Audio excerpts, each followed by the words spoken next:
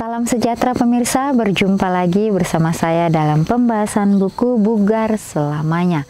Buku ini menyuguhkan kepada kita bagaimana kita dapat merubah pola hidup kita yang akan menambah umur kita dan dalam hidup kita akan menambah semangat di tahun-tahun kita ke depannya. Jadi buku ini menyarankan kepada kita supaya kita mempunyai hati yang gembira, karena dalam hati yang gembiralah bagaimana kita dapat merasakan kasih Tuhan di dalam kehidupan kita. Dalam setiap situasi apapun yang kita hadapi, biarlah kita boleh bersyukur kepada Tuhan, karena itulah yang akan membuat suatu kedamaian yang ada di dalam kehidupan kita. Bila mana kita mempunyai beban yang berat, baiklah kita boleh datang di bawah kaki salib Tuhan. Disitulah Tuhan akan memberikan kita kelegaan.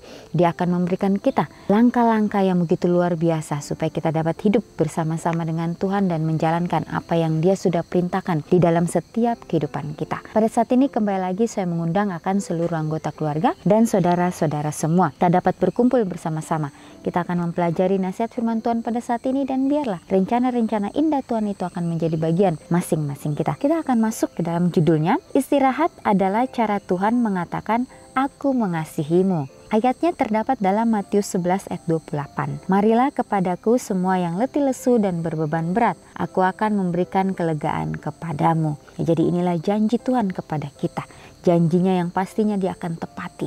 Janjinya yang Dia akan genapi di dalam setiap umat-umat manusia. Istirahat datang dengan penuh senyuman dan dikemas dengan kedamaian.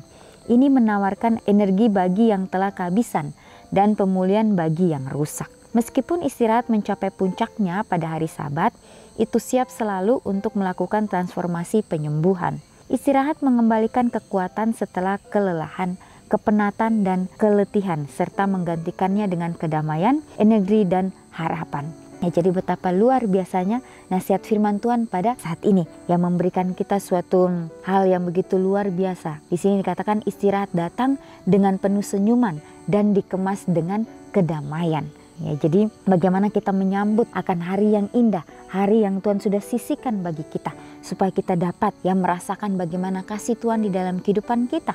Mungkin sepanjang hari-hari pekerjaan kita atau aktivitas kita, kita disibukkan, pikiran kita pun begitu penuh dengan hal-hal yang akan kita lakukan di dalam kehidupan kita setiap harinya. Tapi di mana Tuhan menciptakan suatu hari yang begitu luar biasa, supaya kita dapat merasakan bagaimana tuntunan Tuhan itu, bagaimana Tuhan sudah memberikan kita kesempatan, waktu yang indah, supaya kita boleh sama-sama merasakan kasih Tuhan di dalam kehidupan kita. Karena istirahat itu dapat mengembalikan kekuatan setelah kita kelelahan, kita kepenatan dan keletihan, dan menggantikan semuanya itu dengan kedamaian dan harapan dari surga. Mungkin itulah sebabnya Sang Pencipta membungkus istirahat dengan hari Sabat. Tahu bahwa kita akan bekerja keras sepanjang minggu dan mengkhususkan satu hari penuh bagi kita untuk menyatu dengan kuasanya. Waktu yang khusus di mana Dia memenuhi kita dengan dirinya seutuhnya, sehingga kita bisa menjadi orang yang lebih sehat minggu depannya. Jadi begitu luar biasa. Bagaimana Tuhan menciptakan segala sesuatunya dengan begitu indah, dengan begitu teratur, dengan begitu telitinya. Sehingga kita manusia dapat merasakan bagaimana tuntunan Tuhan di dalam kehidupan kita masing-masing. Wayne Muller berkata, Sabat adalah waktu untuk berhenti, menahan diri untuk tidak tergoda oleh berbagai keinginan kita. Untuk berhenti bekerja, berhenti menghasilkan uang, berhenti menghabiskan uang. Lihat apa yang Anda miliki, lihatlah sekeliling, dengarlah bisikan hidup Anda. Jadi pada akhirnya di manakah rasa keinginan yang sangat besar untuk menghabiskan, berbelanja untuk membeli apa yang tidak kita perlukan, itu menghilang. Sedikit demi sedikit hal itu menjadi sirna. Jadi Sabat adalah suatu waktu untuk berhenti, menahan diri untuk tidak tergoda oleh berbagai keinginan kita. Jadi betapa luar biasanya nasihat firman Tuhan pada saat ini. Jadi hari Sabat itu memang khusus bagaimana kita penuh penyerahan hanya kepada Tuhan saja.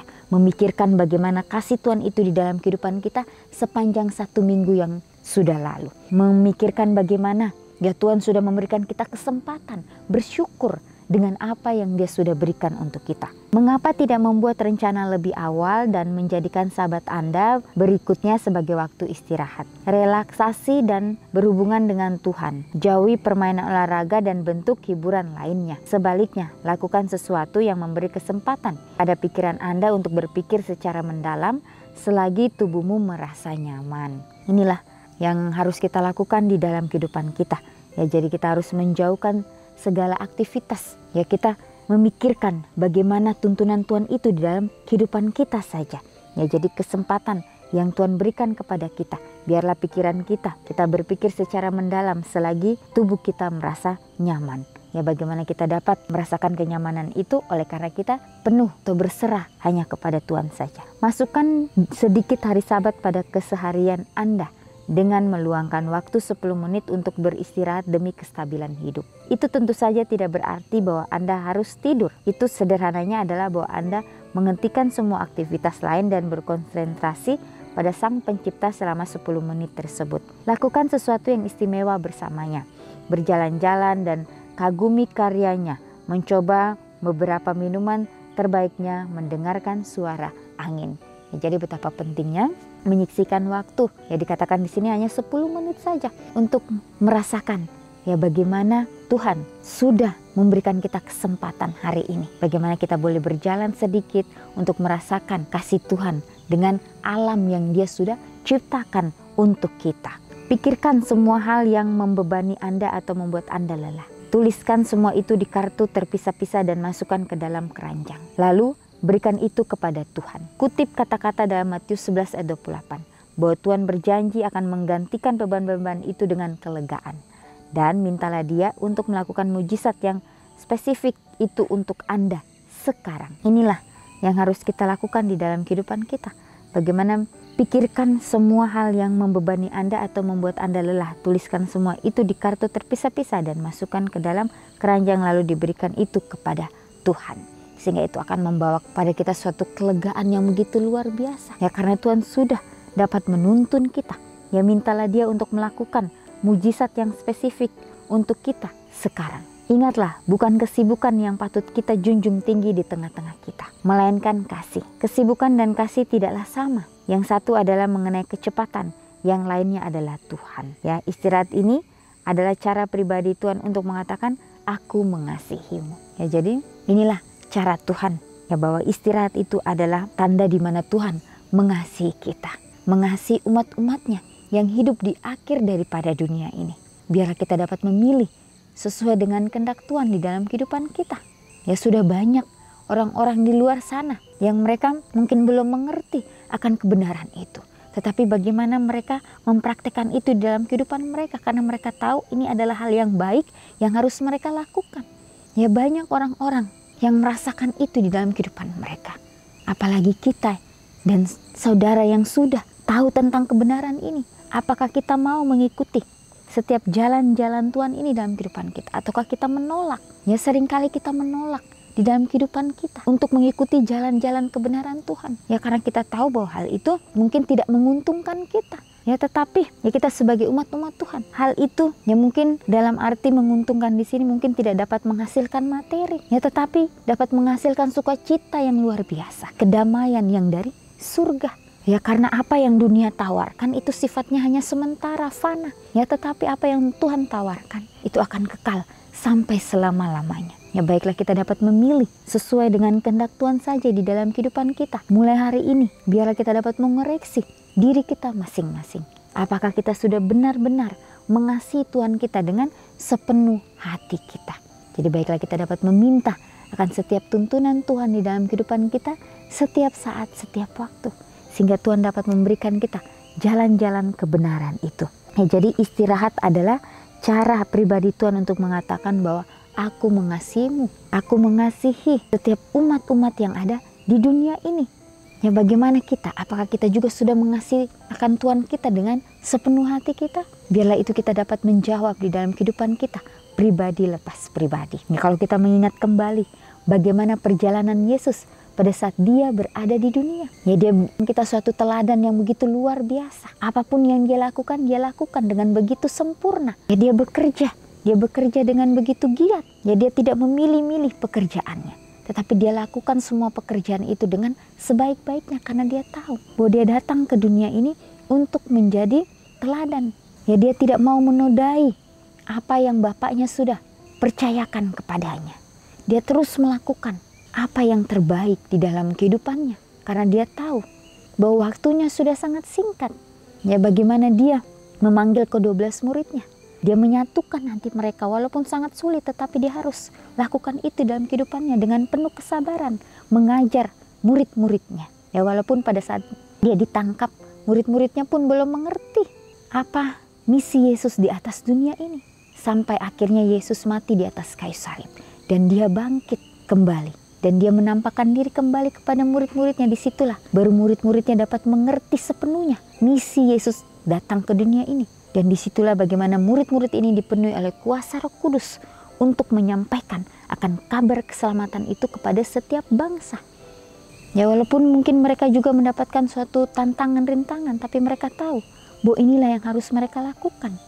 Mereka rela melakukan semuanya oleh karena mereka sudah mengerti sepenuhnya misi Yesus di atas dunia ini. Itulah yang harus kita jalani dalam kehidupan kita. Apa yang harus kita tempuh di dalam kehidupan kita masing-masing. Apakah kita masih mencari hal-hal duniawi yang hanya membuat kita bahagia itu hanya sesaat. Tapi pada saat kita mencari kebenaran itu terus-menerus dalam kehidupan kita, ya disitulah kita akan merasakan bagaimana tuntunan Tuhan, bagaimana penyertaan Tuhan diberikan kepada kita. Ya, walaupun mungkin kita dipercayakan satu pekerjaan, biarlah kita dapat melakukan itu dengan penuh tanggung jawab, dengan penuh kejujuran. Ya, karena kita tahu ya bahwa kita ini beda dari dunia. Jadi dikatakan tidak ada yang mustahil bagi Tuhan. Biarlah kita mau melakukan apa yang Tuhan inginkan dalam kehidupan kita.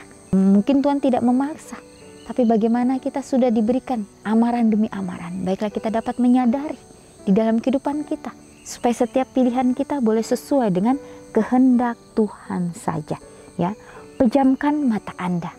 Tarik napas dalam-dalam, tersenyumlah dan bersyukurlah kepada Tuhan karena telah mengasihimu dengan memberikan hadiah istirahat. Puji Tuhan. Ya, kita dapat memejamkan mata kita sejenak, memikirkan bagaimana penyertaan Tuhan itu di dalam kehidupan kita. Bagaimana kasih Tuhan itu yang selalu ada untuk kita. Walaupun kita lupa bahwa kita mempunyai Tuhan yang begitu luar biasa. Tetapi biarlah di dalam setiap kehidupan kita, kita boleh jalani itu dengan sepenuh hati, dengan penuh rasa syukur. Ya, disitulah kita akan merasakan tuntunan Tuhan yang begitu luar biasa di dalam kehidupan kita. Biarlah setiap komitmen demi komitmen yang kita sudah ambil, ya kita doakan itu dengan sepenuh hati kita, meminta tuntunan Tuhan supaya Tuhan dapat memberikan kita jalan-jalan kebenarannya. Apapun yang terjadi dalam kehidupan kita, biarlah kita selalu mengucap syukur hanya kepada Tuhan saja. Mempraktekkan akan setiap nasihat-nasihat yang sudah Dia tuliskan di dalam kehidupan kita. Mempraktekkan itu sehingga kita pun dapat menjadi saksi-saksi yang hidup bagi orang-orang di sekitar kita. Inilah nasihat firman Tuhan pada saat ini. Kita akan berjumpa lagi di kesempatan yang berikutnya dan Tuhan memberkati.